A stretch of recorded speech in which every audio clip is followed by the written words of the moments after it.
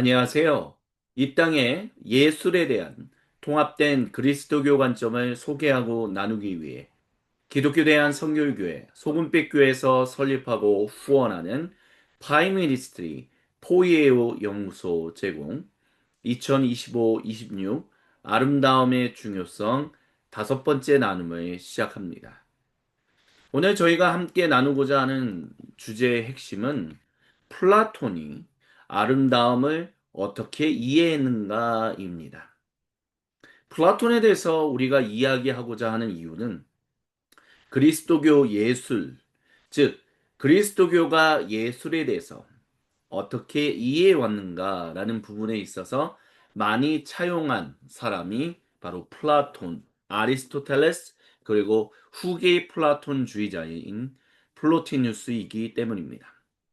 그렇기 때문에 플라톤을 우리가 이해해야만 결국 그리스도교가 플라톤의 어떤 생각을 가지고 하지만 어떤 부위에서 다른 이해를 가지고 아름다움에 대해서 이야기했는지를 그리고 궁극적으로 더 나아가서 예술에 대해서 어떠한 이야기들을 했는지에 대해서 우리가 알 수 있습니다. 그래서 오늘 다섯 번째 시간으로 플라톤의 아름다운 이해를 같이 이야기 나누겠습니다. 고대 그리스 철학자들과 아름다움에 있어서 플라톤, 특별히 고대 그리스 철학자 중에서 그리스도교와 긴밀하게 연관성이 있는 플라톤과 아리스토텔레스에게 있어서 아름다움은 객관적이며 동시에 주관적인 것이었습니다. 이것은 지난 세 번째 시간에 저희가 함께 얘기를 나눴던 그것과 아마 연결된다라고 말씀드릴 수 있겠습니다. 객관적인 이해가 있고 주관적인 이해가 있다라는 것입니다. 그래서 그때 세 번째 나눔에서 예시로 말씀드렸던 것이 홀딱 젖은 강아지가 아름다운가라고 했었을 때 객관적으로는 그렇지 않다라고 얘기할 수 있을지라도 주관적으로 어떤 사람에게 있어서는 아름답다라고 얘기할 수 있다. 이와 같은 아름다움에 대한 이해, 관점이 객관적인 것도 있고 주관적인 관점도 있다라는 말씀을 드렸습니다. 그래서 이 두 가지가 둘 중에 우리는 하나를 선택해야 하는 것이 아니라 두 가지 모두를 함께 통합해서 아름다움에 대해서 이야기해야 한다라고 말씀을 드렸는데요. 그에 있어서 기본적인 생각을 전해준 사람들이 바로 플라톤과 아리스토텔레스다라고 얘기할 수 있습니다. 일단 먼저 플라톤에 대해서 간략하게 우리가 이해해 보고자 합니다. 플라톤은 주전 427년경에 그리스 아테네에서 태어나 주전 347년경 사망한 고대 그리스의 철학자입니다. 그의 스승은 우리가 다 아는 바와 같이 소크라테스이고요. 제자는 아리스토텔레스입니다. 아테네에 철학 학교인 아카데미아를 세웠고요. 오늘날 서양 철학의 기초를 놓은 인물로 평가되고 있습니다. 그래서 그의 주요 사상으로는 이데아의 이론, 영혼과 현실 사이의 관계, 그리고 이상적인 국가는 어떤 것인가 등이 있습니다. 이 플라톤에게 있어서 아름다움이다라는 것, 그리고 선함이라는 것은 같이 깊게 연결되어 있습니다. 그래서 아름다움이라는 것은 무엇인가 라고 했었을 때 아름다움 자체를 정의할 때 그것은 육체적인 사랑이라는 에로스를 통해 육체적인 아름다움에서부터 시작해 점차적으로 형상으로서의 아름다움으로 나아가는 영혼의 상승 과정을 제시합니다. 그것이 지난 네 번째 나눔에서 저희가 얘기했던 그것과 연결되는 기초다라고 말할 수 있습니다. 또한 플라톤적인 미학에서는 아름다운 것이라는 것은 존재가 조화를 이루면 가치가 있고 그렇기 때문에 궁극적으로는 영혼을 고양시킨다라고 말합니다. 그래서 현실 세계는 불완전하고 변화하지만 끊임없이 변화하지만 그 뒤에는 변하지 않는 완전한 형상인 이데아가 있다라고 얘기하고요. 그 이데아 세계의 아름다움을 사모하는 것이 바로 사람이 추구해야 하는 삶의 핵심이다라고 그는 말합니다. 그래서 이와 같은 플라톤의 이데아에 대한 관심, 영혼에 대한 관심, 아름다움과 선함을 통합적으로 이해하는 그의 사상은 초기 그리스도교 신학과 교부 신학, 특별히 교부 아우구스티누스에게 큰 철학적인 자원을 제공했습니다. 예를 들면 하나님은 선하시며 또한 아름다운 그 자체다라는 사상은 플라톤주의적인 어떤 틀 안에서 신학화된 것이다라고 얘기하는 사람들도 있습니다. 또한 영혼이 물질을 초월해 신적인 실제에 나아간다라는 이런 영혼 구원과 구상승의 사상은 플라톤적인 모형과 유사하게 그리스도교 영성에서 많이 보인다라고 얘기합니다. 하지만 꼭 그런 것만은 아니다라는 것들도 우리는 기억해야 합니다. 또한 중세 시대의 미학과 예술 이론에서도 플라톤의 아름다움에 대한 이데아 개념이 미술, 건축, 그리고 음악의 철학적인 기반이 되었다는 것을 기억해야 합니다. 하지만 플라톤 철학과 그리스도교가 완전히 동일한 것은 아니다라는 것을 말씀을 드렸어요. 예를 들면 그리스도교는 역사적인 창조, 육체의 구원, 하나님의 계시 등을 그래서 육체에 대해서 굉장히 강조하는 것 자체가 플라톤의 그것과는 매우 사뭇 다르다는 것을 우리는 얘기할 수 있습니다. 어찌됐든 플라톤은 서양 철학의 뿌리 중 하나로서 현실 뒤에 있는 완전하고 불변하는 형상 세계를 중요하게 여겼습니다. 그리고 그 형상 가운데 아름다움과 선함을 긴밀히 연결시켰습니다. 그런 것들이 오늘날 그리스도교에도 깊이 영향을 끼쳤다라고 말할 수 있습니다. 그래서 플라톤의 아름다움을 이해하는 데 있어서 그의 대표적인 저서들을 통해서 우리가 함께 얘기 나눴으면 좋겠습니다. 첫 번째는 그의 저작물은 히피아스 마이오르입니다. 이 히피아스 마이오르는 플라톤의 대화편 중 하나로 아름다움이란 무엇인가를 직접적으로 다루는 가장 오래된 철학적 텍스트, 그 본문 중 하나입니다. 그래서 이것에 대해서 저술한 사람은 역시 플라톤이고요. 이 대화에서 이제 등장하는 인물은 플라톤이 아닌 그의 스승인 소크라테스와 소피스트 철학자였던 히피아스입니다. 그리고 그 두 사람의 대화의 핵심은 아름다움의 본질은 무엇인가입니다. 그래서 이 대화에서 우리가 간략하게 요약을 드린다면 히피아스는 다음과 같이 얘기합니다. 히피아스는 유명한 소피스트로 아름다움은 아름다운 여인이다. 아름다움은 금이다. 아름다움은 유익한 것이다. 라는 등의 정의를 제시합니다. 하지만 그의 정의들은 모두 상대적이에요. 그리고 구체적이지만 보편적인 의미로서의 아름다움이 무엇인지에 대해서는 설명하지 않습니다. 그래서 소크라테스는 그 히피아스가 얘기하는 이런 아름다움에 대한 정의들이 아름다운 것들에 대한 피상적인 것, 표면적인 것들만 설명할 뿐 그 중심에 있는 아름다움 그 자체를 말하지 않는다라고 지적합니다.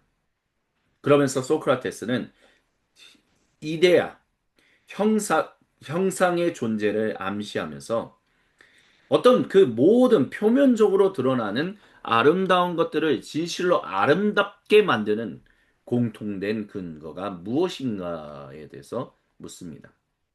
그렇지만 이 대화는 명확한 결론을 만들지는 않아요. 그냥 대화가 그렇게 멈추게 됩니다. 그래서 소위 열린 결말로 대화가 끝난다라고 얘기할 수 있습니다. 하지만 이런 열린 결말이 결국 플라톤 철학의 전체인 특히 형상론과 미학의 출발점이 된다라고 얘기할 수 있습니다. 왜냐하면 여기서부터 이데아에 대한 개념의 그 뿌리를 우리는 그 싹을 발견할 수 있기 때문입니다. 모든 아름다운 것은 아름다움 자체를 나누어 가짐으로써 아름답다라고 얘기하는 소크라테스의 그 말은 훗날 플라톤의 그 선의 그 굿니스의 이데아와 아름다움의 형상으로 발전합니다. 또한 아름다움과 선함의 통일에 대한 그런 모습이 소크라테스의 대화를 통해서 이야기를 통해서 발견할 수 있습니다. 이를 통해서 플라톤에게 아름다움은 카이론을 말하는 거죠. 단순히 미적인 감각이 아니라 윤리적이고 지적 완전성의 징표다라고 할 수 있습니다. 아름다움과 선함을 일체 통일된 걸로 보는 것이죠. 그래서 이와 같은 플라톤의 이해는 뭐 당연히 하나님의 아름다움을 논하는 기초로 사용됩니다. 아름다움이란 존재의 질서. 그리스도교 내에서 그렇다는 말씀을 드리는 거예요. 그래서 아름다움이란 존재의 질서이며 모든 선함은 아름다움으로 드러난다라고 얘기할 수 있습니다. 그래서 이 데이빗 교수님은 히피아스 마이오르부터 시작해서 이 대화에서 플라톤이 소크라테스를 통해서 아주 단순한 질문을 사람들에게 던진다라고 얘기를 해요. 이게 뭐냐면 지금까지 계속 말씀드렸던 것처럼 아름다움이란 무엇인가라는 거예요. 그래서 이 대화 전체가 명확한 정의를 내리려고 노력하면서도 결국 실패했다. 열린 결말이라고 말씀드렸죠. 그게 근데 이 작품의 핵심이다라는 것을 우리가 기억해야 한다라고 데이빗 교수님은 이야기합니다. 왜냐하면 그렇게 우리가 깊이 경험하는 아름다움이라는 것을 경험하는 그것을 정말 명확하게 정의 내리는 것이 얼마나 어려운 일인지에 대해서 플라톤이 보여주고 있다라고 얘기를 해요. 그래서 열린 결말이라는 것은 실패한 결말이 아니라 그만큼 아름다움을 정의 내리는 것은 만만한 일이 아니다라는 것을 드러낸다라고 데이비 교수님은 얘기합니다. 두 번째, 아름다움과 관련해서 플라톤의 저작물 중에 우리가 찾아볼 것은 그의 책 향연입니다. 플라톤의 향연은 심포지움이라는 영어책 이름을 가지고 있는데요. 서양 철학사에선 사랑, 특별히 에로스의 본질을 가장 깊이 있게 탐구한 대표적인 대화 책입니다. 그래서 향연의 이 책의 중요한 핵심은 결국 소크라테스와 디오티마 간의 그리고 여러 사람들의 어떤 그 연회에 참석한 사람들의 사랑 찬가 연설의 어떤 릴레이 토론으로 진행된다 이렇게 얘기할 수 있어요. 그래서 이 향연의 이 연회에 참여한 모든 사람들이 돌아가면서 에로스 사랑이란 무엇인가에 대해서 얘기를 해요. 그래서 주요 인물들을 우리가 좀 뭐 간략하게 말씀드린다면 일단 첫 번째 등장인물로는 파이드로스라는 사람이 있습니다. 그 사람은 에로스는 가장 고귀한 덕을 낳는 힘이다라고 얘기했어요. 그래서 대표적인 예로 연인 관계를 얘기할 수 있다라고 파이드로스는 얘기합니다. 그래서 명예와 희생을 촉발한다. 그래서 사랑은 가장 고귀한 덕을 낳는 힘이다라고 얘기를 해요. 두 번째 등장인물은 파우사니아스입니다. 이 사람은 사랑에는 하층적인 사랑인 육체와 고귀한 사랑인 영혼의 사랑이 있다라고 이렇게 계층적인 사랑에 대해서 얘기합니다. 세 번째 인물은 에릭 시마코스입니다. 이 사람은 의사로 이제 표현되는데요. 사랑은 신체와 어떤 자연까지 확장한 우주적 조화의 원리다라고 말합니다. 네 번째 등장인물은 희극 시인인 아리스토파네스입니다. 그는 사랑은 무엇인가? 라고 했을 때 사람은 이 사랑을 찾아가는 존재다라고 얘기합니다. 왜냐하면 인간은 원래 둥근 존재였다가 반으로 잘려서 자기 반쪽을 찾을 수밖에 없다라고 얘기해요. 그래서 사랑은 바로 이것을 원래의 온전함을 회복시키는 것이다라고 얘기합니다. 다섯 번째 등장인물은 비극 시인 그리고 이 연애를 주체한 아가톤입니다. 그는 사랑은 아름답고 선한 모든 것의 근원이 된다라고 얘기합니다. 그리고 여섯 번째 마지막으로 소크라테스는 그의 스승이었던 디오티마의 가르침을 인용해서 다음과 같이 얘기합니다.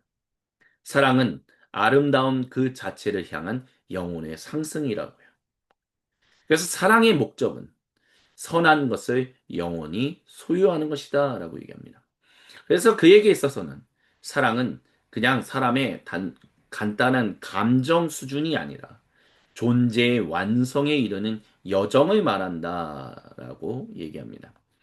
그래서 여기서 이제 그 소크라테스를 통해서 디오티마의 Letter of Love라는 게 등장합니다. 사랑의 사다리라는 것이 등장하죠.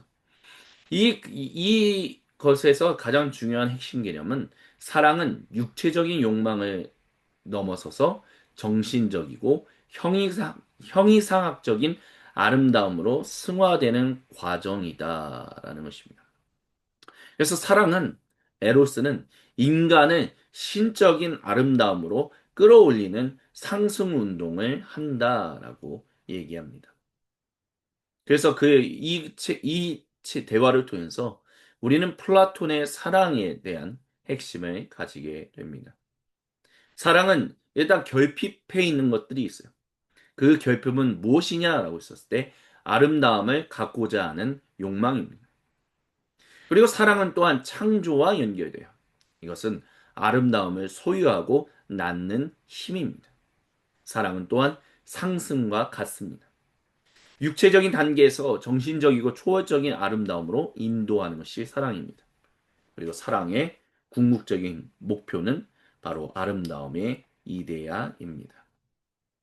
그래서 향연이란 사랑이 무엇인지, 에로스는 단순한 감정을 말하는 것이 아니라 인간의 진리와 아름다움의 경지로 끌어올리는 힘을 밝히는 작품이다라고 할 수 있습니다. 그리고 데이빗 교수님은 이 향연에 대해서 이렇게 이야기합니다. 결국 아름다움은 단 하나의 감정이나 단 하나의 형식에만 국한되지 않는다라고요. 그보다는 무엇인가가 제자리를 찾았을 때 또는 적절하게 배치되었을 때 아름다움이 느껴지는 것이다라고 이야기합니다. 그래서 데이빗 교수님은 이런 식으로 예시를 들어요. 제가 피넛버터와 잼 샌드위치를 한번 이렇게 발랐을 때 어떤 사람들은 피넛버터와 잼이 완벽한 조화라 샌드위치를 가장 맛있게 만드는 완벽한 조화다라고 얘기한다라고요. 하지만 또 어떤 사람들은 거기에 바나나 스플리스 한번 더해 보십시오. 그럼 더 완벽해진다라고 얘기를 해요. 그래서 그 조합들은 이제 그냥 사람들이 봤을 때, 피넛과 또한 잼을 한 거에다가 바나나 스플리스 하면 진짜 맛있을 수밖에 없어. 뭐 서구 사람들한테는 그런 것 같아요. 그래서 이거를 만약에 플라톤이 봤다면 이렇게 말했을 것이다라고 데이빗 교수님 말합니다. 무언가가 본래 서로 어울리는 것처럼 느껴질 때 그것이 바로 아름다움이다라고 얘기한다는 거죠. 그러니까 결국 이 얘기의 핵심은 뭐냐면, 그러니까 인간의 진리와 아름다움의 경지로 끌어올리는 힘이 사랑이다라고 했잖아요. 그러니까 사람을 진실로 사람답게 온전한 사람의 어떤 그곳으로 이끄는 힘이 사랑이다라는 거죠. 그래서 이데와 함께 정말 온전한 그 조화를 이루는 사람으로 정말 그 위치에 있어야 하는 것, 어울리는 자리에 있어야 하는 것처럼 이끄는 것이 사랑이다. 그리고 아름다움은 바로 그렇게 해서 사랑으로 말미암아 사람이 있어야 할 곳, 사람이 진실로 온전하게 그 진리와 아름다움의 경지로 그 진리의 경지로 들어간 것이 바로 아름다운 것이다라고 얘기할 수 있다라고 말씀드릴 수 있겠습니다. 플라톤의 아름다운 이해에 있어서 세 번째 책은 파이드로스입니다. 플라톤의 파이드로스는 사랑, 영혼의 본성, 그리고 언어나 수학에 대한 깊은 논의를 담은 역시 대화로 이루어져 있는 책입니다.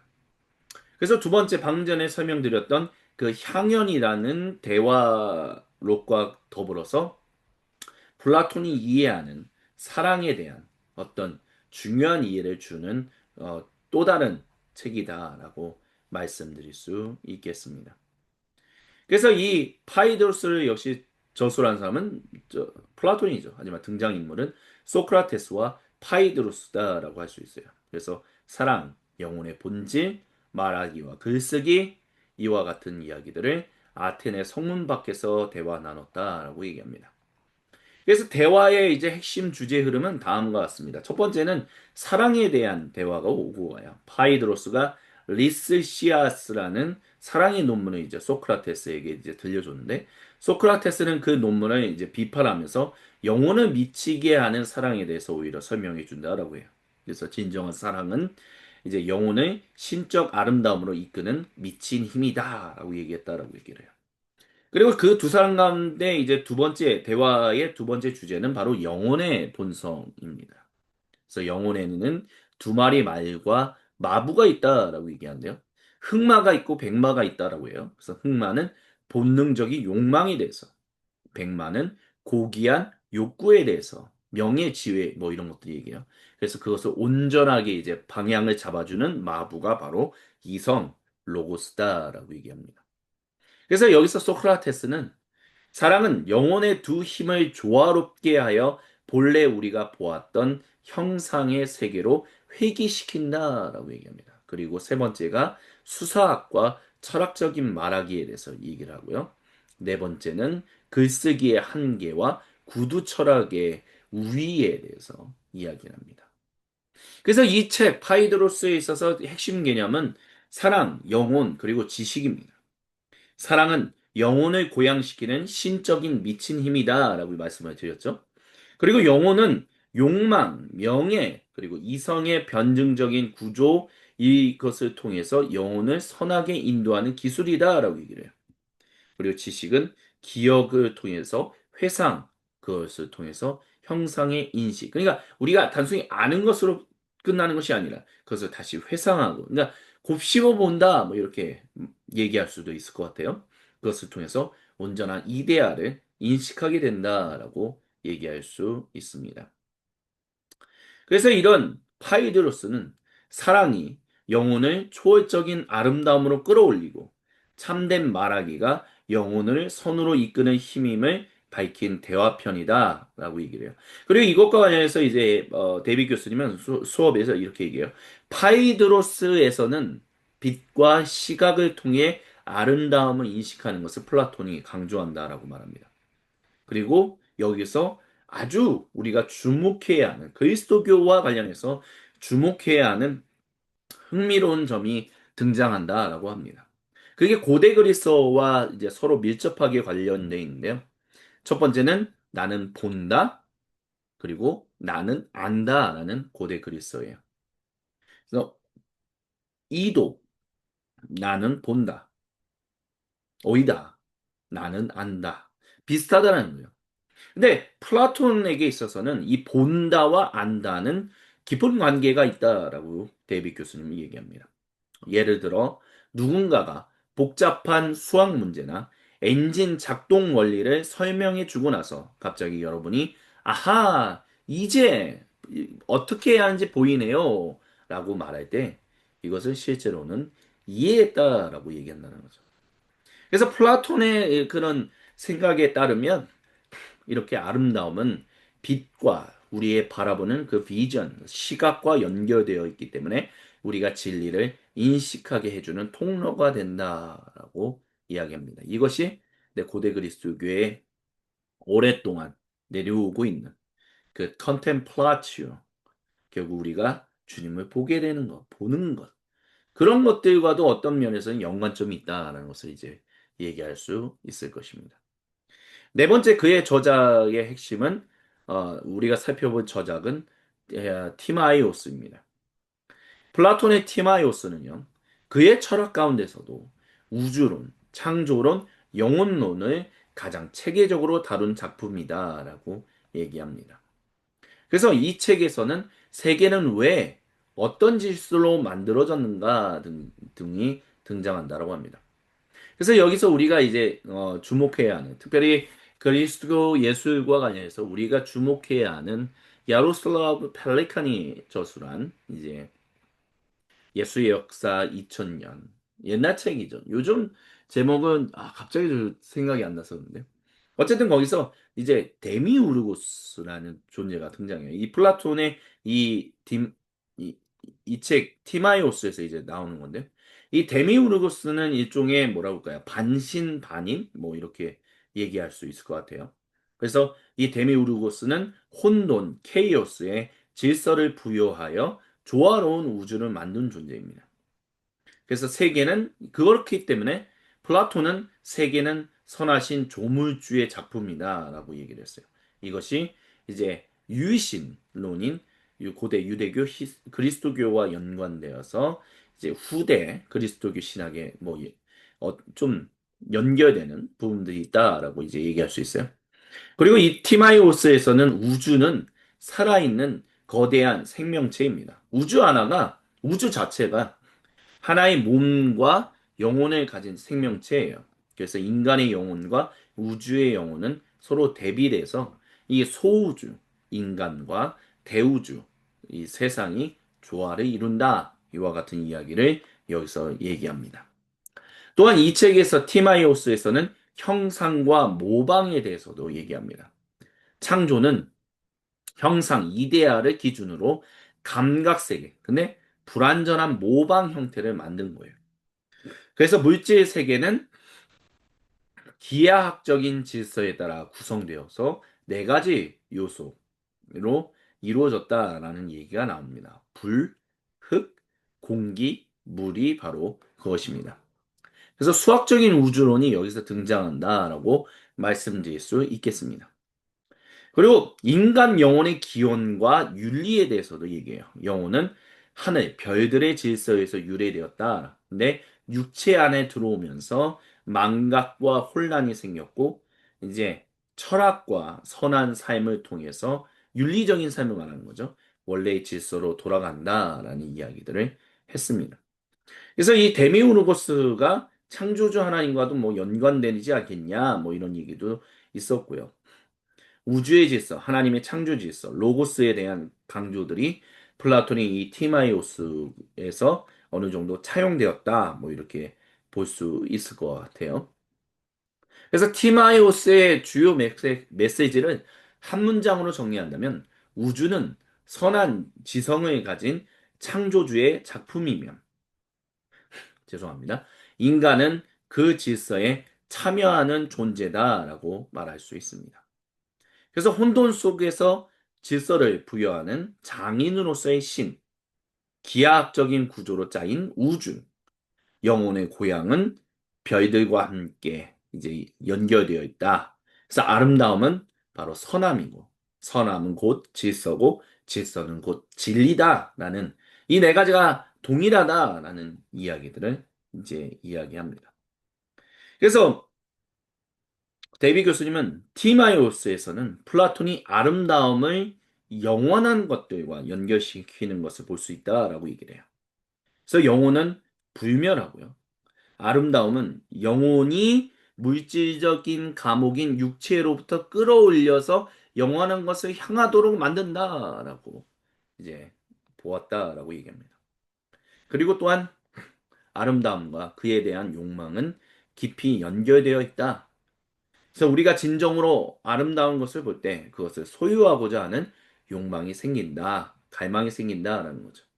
그래서 이런 아름다움에 대한 갈망이라는 사상은 C.S. 루이스와 같은 오늘날 이제 20세기의 그리스도교 사상가들에게도 깊은 영향을 주었다라고 데이빗 교수님은 이야기합니다.